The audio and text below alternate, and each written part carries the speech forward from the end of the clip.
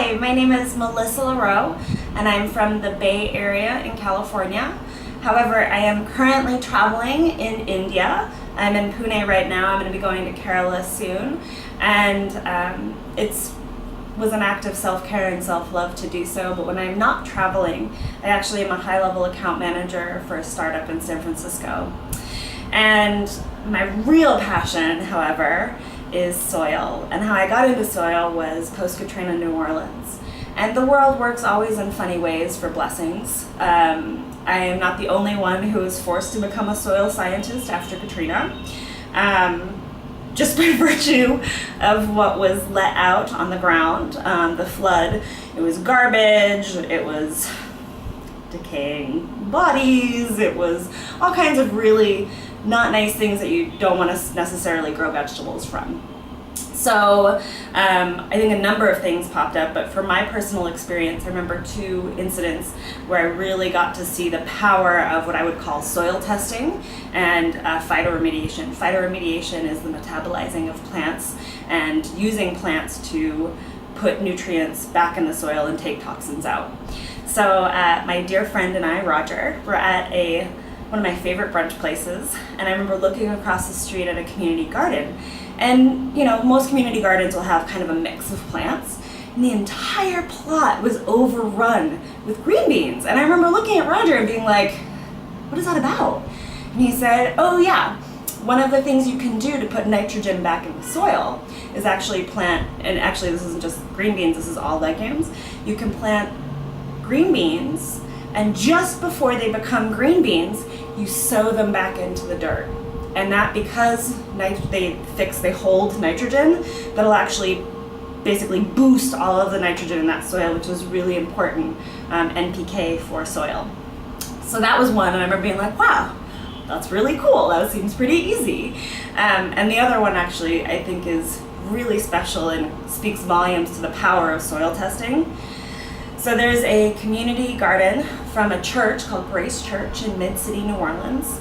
And Mid-City had the unfortunate reality to not have any garbage picked up from August 2005 to May 2006. So that's 6 months, 9 months of garbage piling up for a city. It's pretty gross. Not only is it like unfortunate to be around that much garbage, it's actually really bad for the dirt underneath it. And regardless of that, they chose to put a community garden there. And through the power of soil testing, which I would liken with kind of anyone who's doing prosperity work, like the resistance to looking at your bank account because you're afraid to know the numbers, you're afraid to deal with it, you're afraid to look at your debt. I would say that soil testing could be put on par with that.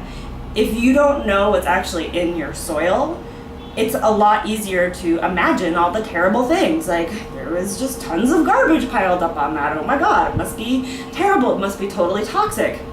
And if you soil test, you actually will know. You'll know it's either acetate, you'll know it's petroleum.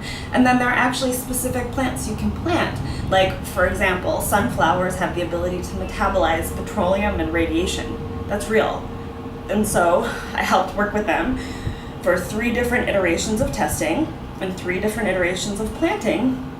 We would get the tests, see the toxins, plant the specific plants that were needed to remediate, and then do a test again. And at the end, we not only had land and soil that was completely free of any toxins, which is a miracle, we had one of the most robust gardens that I've ever had, to the point where my garden was so productive, I would actually eggplant bomb my friends, to the point like I had bushels and bushels of eggplant. And my friends, when I'd see them, they would be like, hey, please stop putting eggplant on my porch. I actually can't. I haven't even used the ones you've given me. But I just had my garden was producing so much food that I had nowhere else I had to give it. And I think at the time there wasn't really good food bank services in New Orleans. So I just kind of was like parceling it amongst my friends and community as much as I could.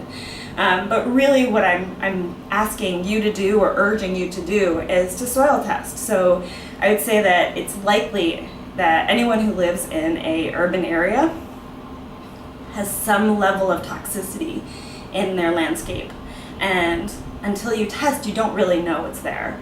And so I urge you to go test your landscape, test your soil, find out what's in there, and then do remediation if necessary, and any other kind of composting or whatever is needed to build up the levels of NPK and other nutrients in your soil.